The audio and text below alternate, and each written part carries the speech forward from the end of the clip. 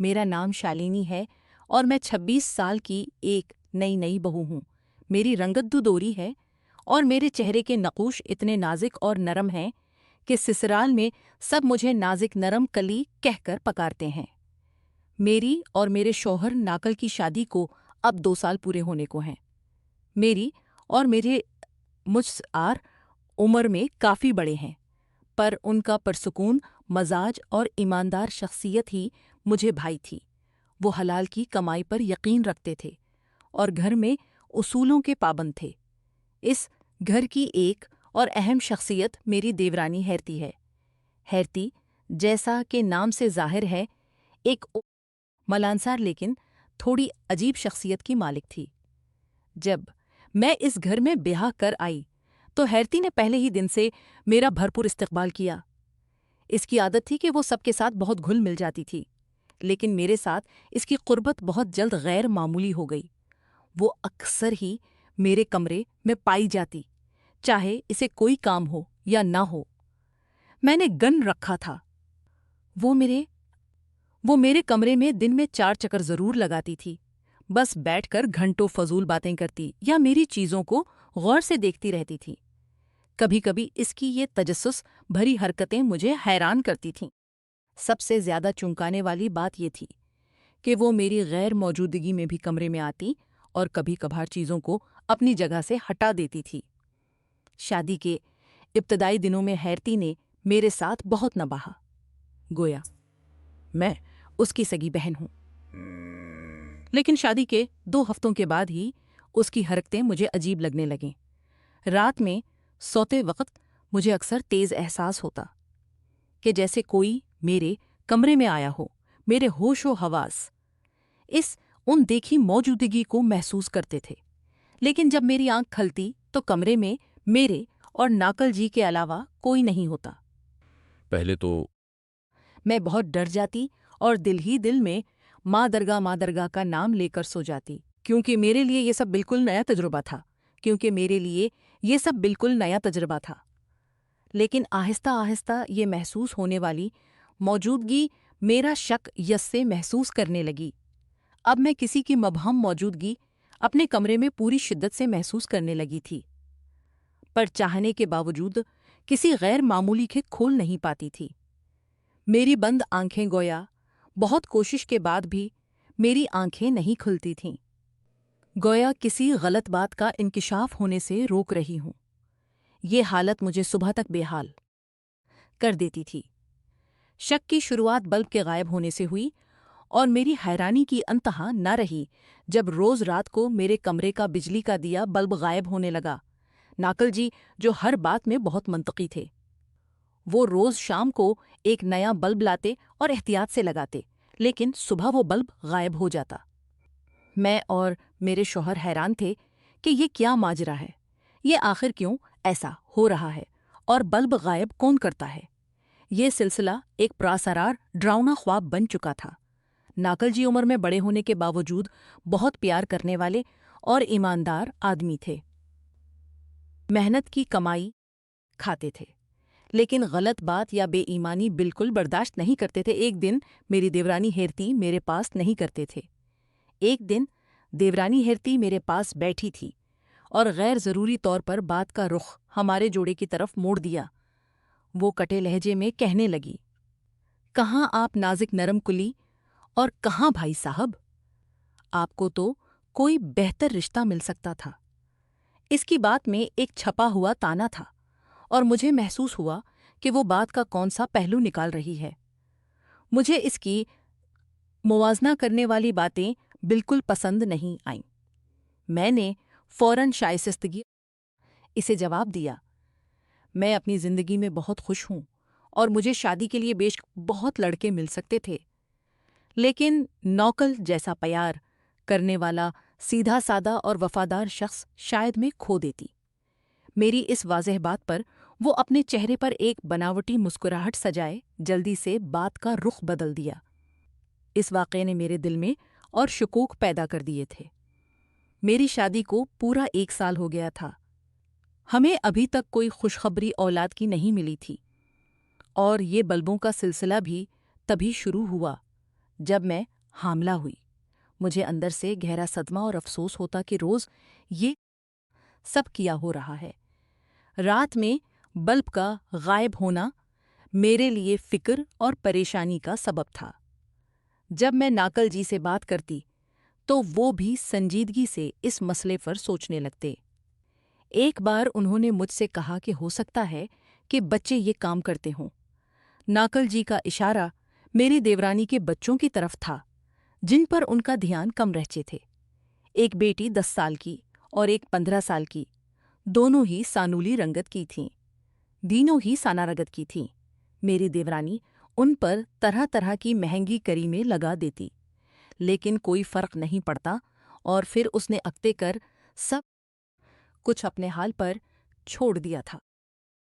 میرے حاملہ ہونے کی خبر نے گھر میں عارضی خوشیاں بکھیر دی تھیں، لیکن اسی دن سے میرے کمرے سے روز رات کو بلب غائب ہونے لگا۔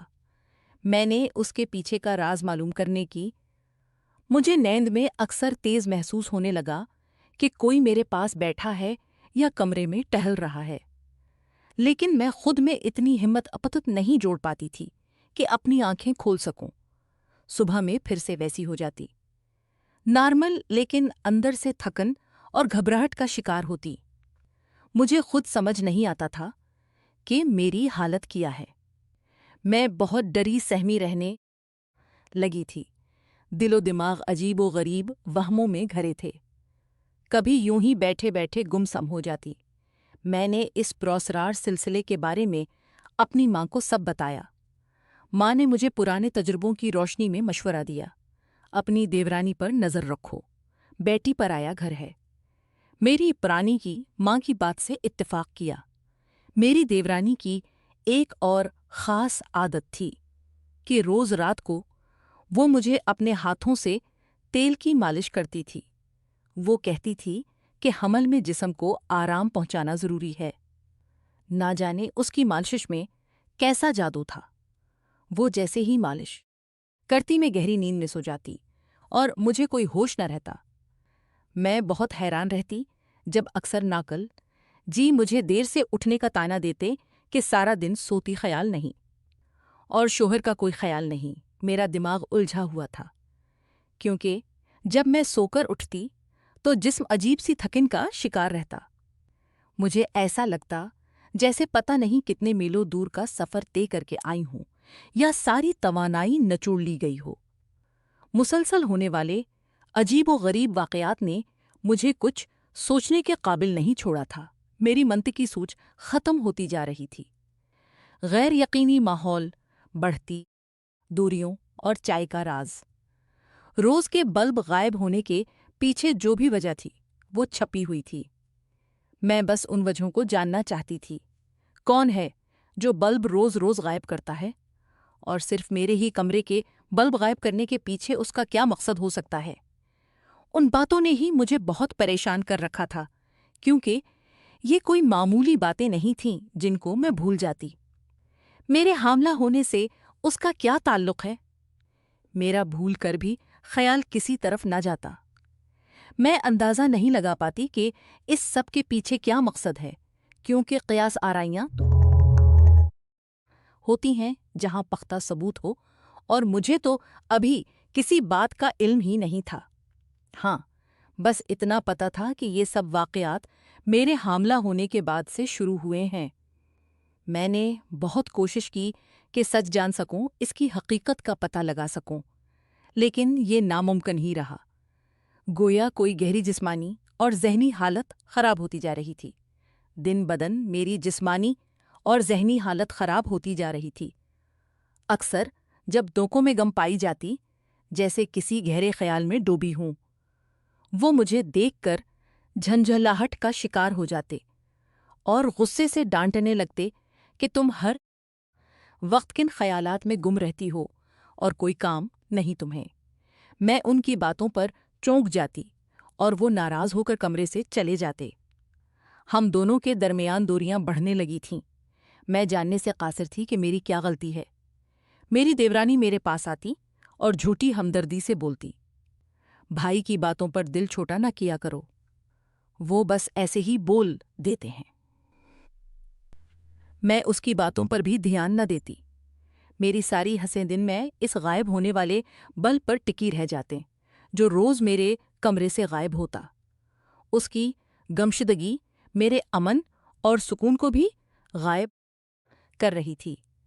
اب تو میں نے پکا ارادہ کر لیا تھا کہ اس بلب کا راز معلوم کر کے ہی رہوں گی۔ یہ میرے حمل کے 6 مہینے کی بات ہے۔ یہ میرا حوصلہ جواب دینے لگا تھا، لیکن ارادہ پکا ہو چکا تھا۔ ایک دن میری دیورانی میرے کمرے میں آئی۔ بھابھی، آج میں آپ کو اپنے ہاتھوں کی کڑک چائے پلاتی ہوں۔ بہت بارش کا موسم ہو رہا ہے اور چائے کے ساتھ پکوڑے تو بنتے ہیں۔ یہ اس کا آخری داؤ تھا جسے میں تب تک نہیں سمجھ سکی تھی۔ میں نے اس کی بات پر یوں ہی سر ہلا دیا اور وہ خوشی خوشی پکوڑے بنانے چلی گئی۔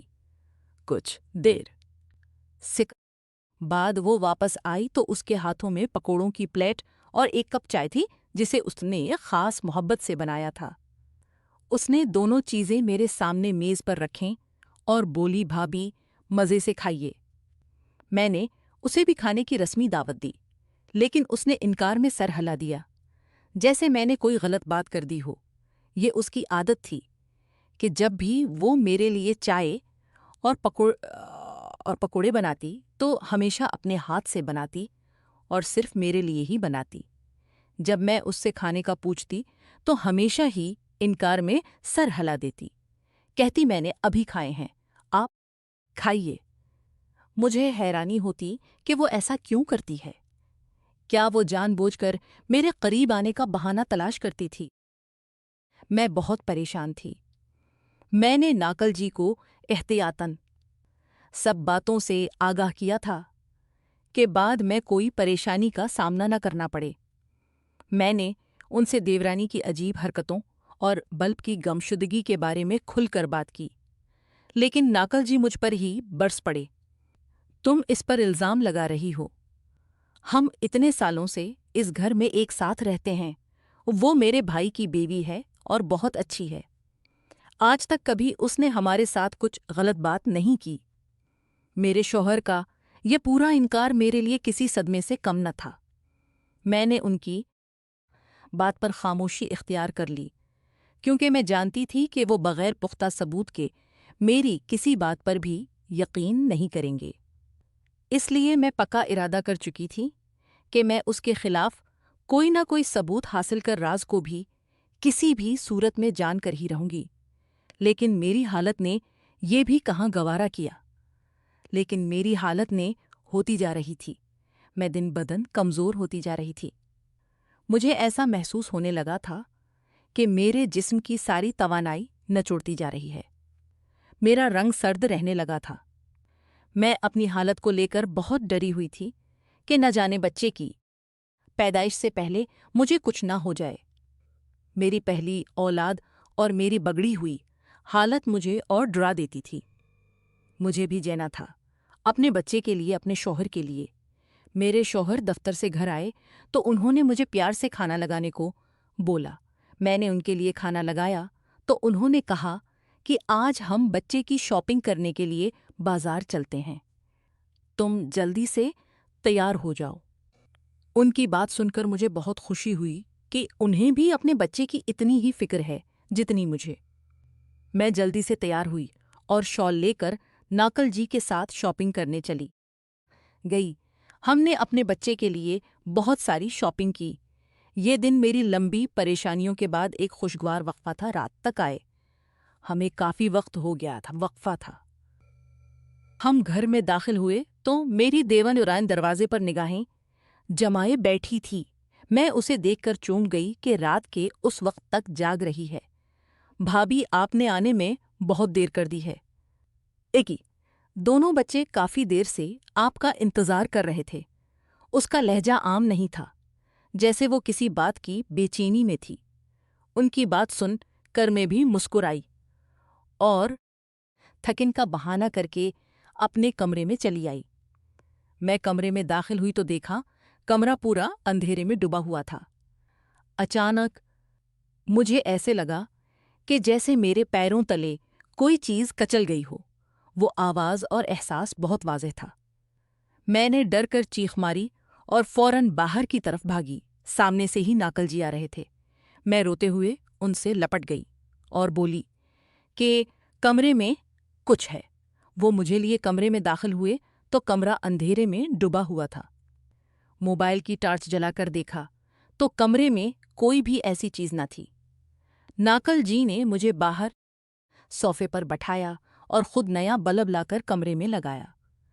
نوکل جی مجھے ڈرا ہوا دیکھ کر اپنے ساتھ کمرے میں لائے اور چاروں طرف دکھانے لگے، دیکھو یہاں پر کچھ بھی نہیں ہے، تم اندھیرے کی وجہ سے ڈر گئی ہوگی۔ لیکن مجھے پورا یقین تھا کہ جو میں نے دیکھا اور محسوس کی وہ میرا وہم نہیں ہو سکتا۔ میں اکثر یہی سب نیند میں بھی محسوس کرتی تھی۔ کمرے میں کسی کی موجودگی یہ میرا وہم نہیں ہو سکتا۔ کمرے میں کسی کی موجودگی یہ میرا وہم نہیں ہو سکتا، پر میں نوکل جی کو کیسے سمجھاتی؟ انہیں تو میری کسی بھی بات پر یقین ہی نہیں ہوتا تھا۔ دن بدن بڑھتے بل والے واقعے کو لے کر وہ خود بھی بہت سنجیدہ رہنے لگے تھے۔ انہوں نے اپنے ایک جانکار دوست سے بھی اس بات کا ذکر تو انہوں نے کہا وہ خود بھی بہت پریشان تھے لگی تھے۔ میں بہت ڈری سہمی سی رہنے لگی تھی۔ سمجھ نہیں آتا تھا کہ یہ سب میرے ساتھ کیا ہو رہا ہے۔ ایک رات میں بغیر کسی وقت طے کیے فجر کی عبادت کے لیے اٹھی۔ یہ میرے پختہ ارادے کی نشانی تھی۔ میں نے اپنی دیورانی کو باورچی خانے کی طرف جاتے دیکھا۔ اس کے ہاتھ میں ایک عجیب سی چیز تھی، وہ چھپ چھپ کر جا رہی تھی جیسے کوئی مجرم ہو۔ میں حیران ہوئی کہ رات کے اس وقت وہ ہاتھ میں کیا چیز لے کر جا رہی ہے۔ میں بھی چپکے سے اس کے پیچھے باورچی خانے میں آئی۔ جو میں نے دیکھا اسے دیکھ کر میرے پیروں تلے سے زمین سرک گئی۔ مجھے ایسے لگا کہ آسمان کی چھت میرے سر پر آن گری ہو۔ میں نے دیکھا کہ میری دیورانی کے ہاتھ میں ایک بڑا سا ٹوکری ڈبہ ہے جس کے اندر طرح طرح کے بلب رکھے ہوئے ہیں۔ کئی درجن بلب اس ٹوکری میں موجود تھے جو پچھلے کئی مہینوں میں غائب ہوئے تھے۔ مجھے یہ تو سمجھ نہیں آیا تھا کہ یہ بلب کس مقصد کے لیے اس ٹوکری میں رکھے گئے ہیں، لیکن اتنا میں سمجھ گئی تھی کہ یہ سارے بلب وہی ہیں جو آہستہ آہستہ میرے کمرے سے غائب ہوتے گئے تھے۔ میری حیرانی کی انتہا نہ رہی جب میں نے دیکھا کہ میری دیورانی نے ایک الماری کھول کر اس میں سے اسی طرح کے بلب کا ایک اور ٹوکری نکالا اور اس کے اندر سے اسی طرح کے اور کچھ بلب نکالے۔ وہ بہت احتیاط سے یہ سب کر رہی تھی۔ میں سامنے کھڑی پریشانی کے عالم میں سارا منظر دیکھ رہی تھی، لیکن میں نہیں چاہتی تھی کہ ابھی اسے پتہ چلے کہ میں اس کے بارے میں اتنا سب کچھ جان چکی ہوں۔ میں پوری حقیقت کا پتہ لگانا کسی بھی صورت میں چاہتی تھی، کیونکہ مجھے پتہ تھا بغیر ثبوت کے کوئی بھی میری بات کا یقین نہیں کرے گا۔ میری دیورانی نے ان بلبوں کو اپنے ہاتھوں میں لیا اور اپنے کمرے کی طرف بڑھ گئی۔ میں بھی اس کے پیچھے پیچھے قدم بڑھائے پر اچانک ہی نہ جانے کیا ہوا، وہ اپنے کمرے میں جانے کے بجائے ہمارے گھر کے پیچھے بچنے سنسان کھیت کی طرف نکل گئی۔ وہ جگہ خوفناک تھی اور کوئی وہاں عام طور پر نہیں جاتا تھا۔ پہلے تو مجھے وہاں جاتے ہوئے بہت ہی ڈر محسوس ہوا، کیونکہ رات کا وقت، تنہائی، گہرا اندھیرا، یہ سب مل کر ماحول کو ڈراؤنا بنا رہے تھے۔ پر میں بھی سوچ چکی تھی کہ کسی نہ کسی طرح تو اس راز کا پردہ فاش کرنا ہی ہوگا، تو آج ہی کیوں نہیں؟ یہ میری ماں بننے کے جذبے کا معاملہ تھا۔ میں اپنے بچے کی حفاظت کے لیے ہر خطرہ مول لے سکتی تھی۔ میں بھی اس کے پیچھے سنسان کھیت کی طرف قدم بڑھانے لگی۔ میں کھیت میں پہنچی تو دیکھا میری دیورانی ایک بڑے گھنے درخت کے پیچھے چھپی ہوئی تھی۔ مجھے اچنبھا ہوا کہ وہ یہ کیسی حرکتیں کر رہی ہے۔ کہیں تو نہیں ہو گئی، کہیں وہ پاگل تو نہیں ہو گئی۔ اس کی حرکتوں نے میرے پیروں تلے کی زمین ہلا دی تھی۔ کچھ دیر بعد مجھے محسوس ہوا کہ میری دیورانی نے کوئی گڑھا کھودا ہے اور وہ دونوں بلب کی ٹوکریاں اس میں دبا دی ہیں۔ دیکھ کر اور حیران ہوئی، وہ یہ کیا پاگل پن کر رہی ہے؟ یہ کام کسی عام منطقی عمل سے بہت دور تھا۔ میری دیورانی کھیت میں آگے کی طرف بڑھنے لگی۔ میں نے ڈرتے ڈرتے اس کے پیچھے قدم بڑھائے تو اس نے اپنے قدم ایک خوفناک غار کے قریب جا کر روک دیے۔ میں حیرانی سے اسے وہاں کھڑے دیکھنے لگی کہ اب دیکھو آگے کیا کرنے والی ہے اور اس کا یہاں آنے کا مقصد کیا ہے۔ میری دیورانی نے غار کی طرف اپنے قدم بڑھائے اور اندرونی حصے کی طرف بڑھ گئی۔ میرے قدموں میں صاف کانپنا تھا، لیکن میں آیا کہ کتنا آسان تھا۔ لیکن یہاں تک آنے کے بعد پیچھے ہٹنے کا کوئی راستہ نہیں بچتا تھا، یا تو آر یا پھر پار۔ میں نے بھی سوچ لیا تھا کہ اب یہاں تک آ گئی ہوں تو آگے بھی چل ہی جاتی ہوں۔ میں نے خود پر پورا بھروسہ کیا، دل ہی دل میں درگاہ چالیسا کا پاٹ کیا اور اندر کی طرف بڑھ گئی۔ جب میں غار کے اندر داخل ہوئی تو میرے سامنے روح کو دہلا دینے والا منظر تھا۔ ایک تانترک جو کہ گندی حالت میں تھا، آس پاس ایکن پھیلی کچھ عجیب چیزوں کو دیکھ کر کچھ منتر پڑھ کر پھونک رہا تھا۔ مجھے ایسے لگا جیسے ابھی میری جان کسی بھی وقت نکل جائے گی۔ یہ کیسی قیامت میں اپنی آنکھوں سے دیکھ رہی تھی۔ میری دیورانی کے یہاں آنے کا مقصد ابھی بھی ایک راز ہی تھا جس پر سے پردہ اٹھنا باقی تھا۔ مجھے اس تانترک کی شکل سے شدید نفرت محسوس ہوئی۔ وہ عجیب انداز میں کچھ منتر پڑھ پڑھ کر چیزوں پر پھونک رہا تھا۔ تبھی مجھے میری دیورانی کی نفرت سے بھری آواز سنائی دی جس نے سارے راز کھول دیے۔ تانترک جیسا آپ نے کہا تھا، میں نے بالکل ویسے ہی کیا ہے۔ میں پچھلے 6 مہینوں سے اس کے کمرے کے بلب اتلب اتار کر آپ کی بتائی ہوئی جگہ میں دفنا رہی ہوں، لیکن مجھے ابھی کوئی فرق نظر نہیں آ رہا۔ وہ دونوں تو ہنسی خوشی اپنی زندگی گزار رہے ہیں۔ میں جو چاہتی تھی وہ تو ابھی بھی نہیں ہوا۔ میں اس کا پیچھا ختم کرنا چاہتی تھی، لیکن وہ ابھی تک سلامت ہے۔ کیا میں نے اس کے لیے اتنی محنت کی تھی؟ میں اپنی دیورانی کی زبانی یہ خوفناک حقیقت جان کر مرنے والی ہو گئی تھی۔ حسد کی آگ اس عورت کو یہاں تک لے آئی تھی۔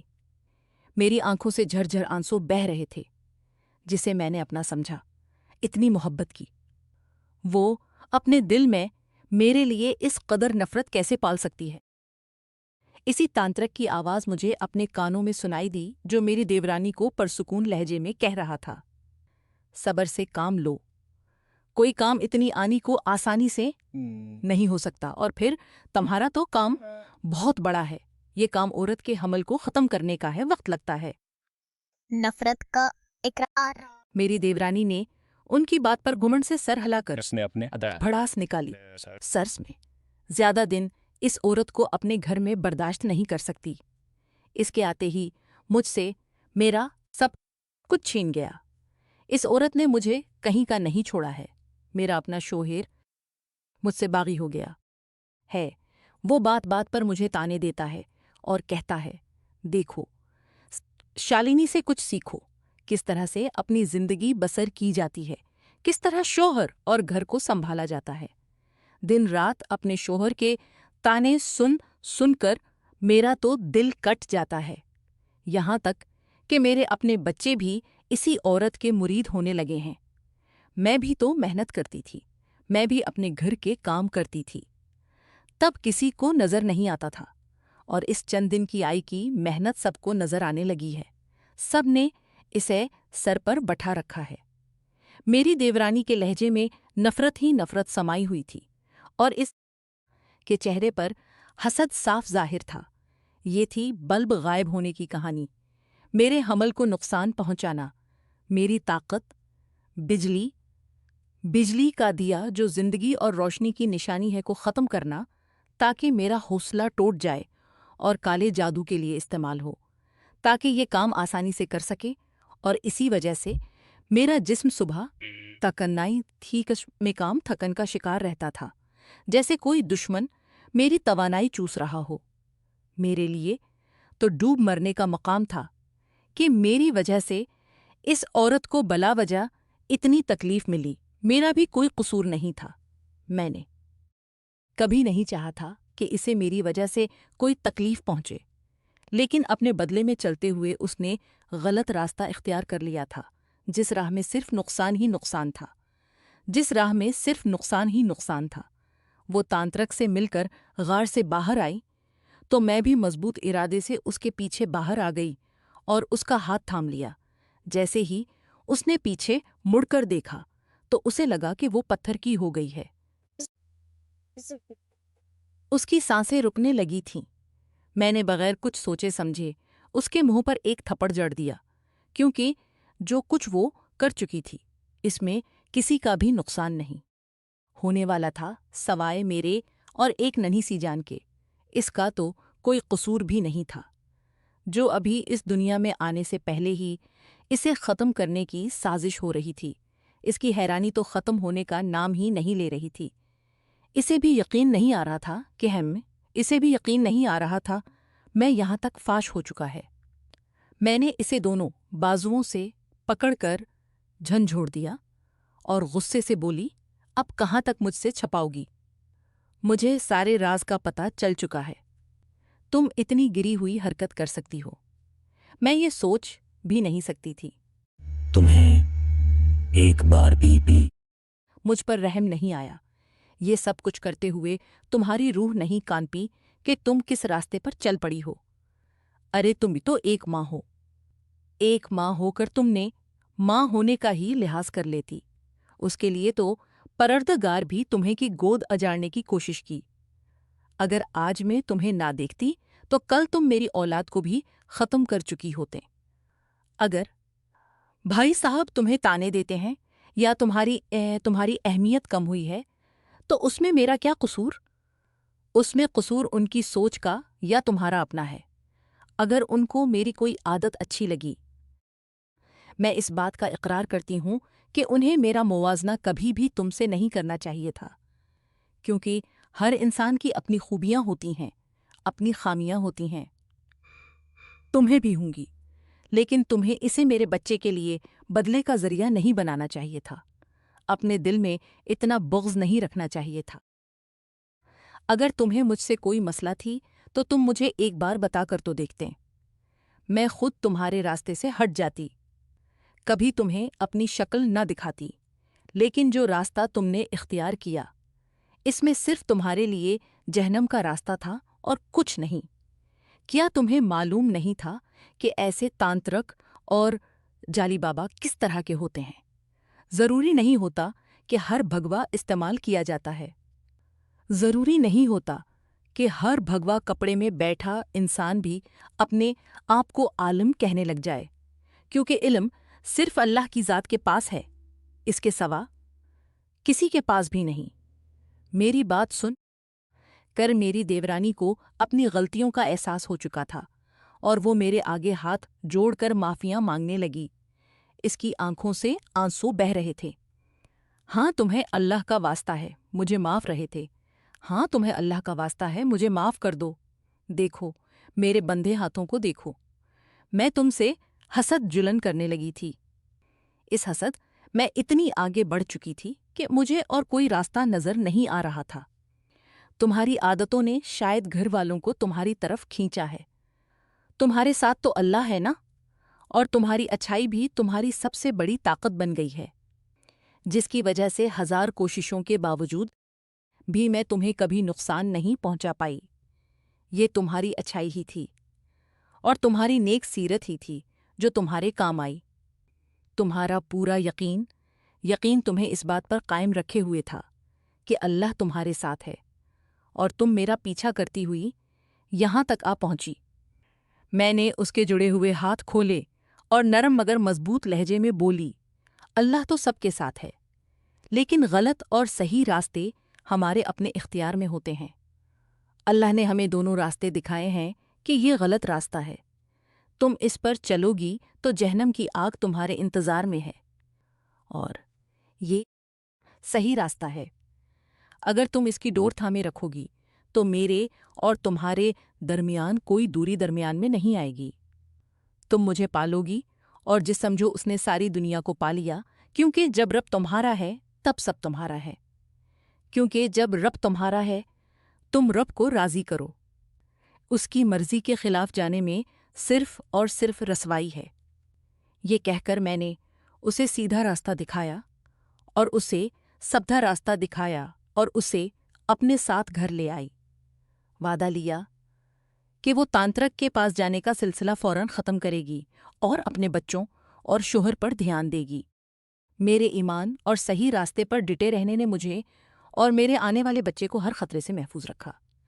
میری دیورانی کو اس کے حسد نے ہر خطرے سے محفوظ رکھا، جبکہ میری دیورانی کو اس کے تباہی کے دہانے پر لا کھڑا کیا تھا۔ حسد اور بدلے کی آگ میں جل کر انسان خود کو ہی نقصان پہنچاتا ہے۔ صحیح راستہ ہمیشہ حفاظت اور سکون دیتا ہے، غلط راستہ صرف تباہی اور پچھتاوا چھوڑتا ہے۔ ہیلو دوستو، اگر آپ کو یہ کہانی پسند آئی ہو تو چینل کو سبسکرائب کر دیں، اور اس سے بھی زیادہ دلچسپ ویڈیو دیکھنے کے لیے میرے چینل پر اپلوڈ ہونے والی تازہ ترین ویڈیو ضرور دیکھیں۔ امید ہے کہ وہ ویڈیو بھی آپ کو بہت پسند آئے گی۔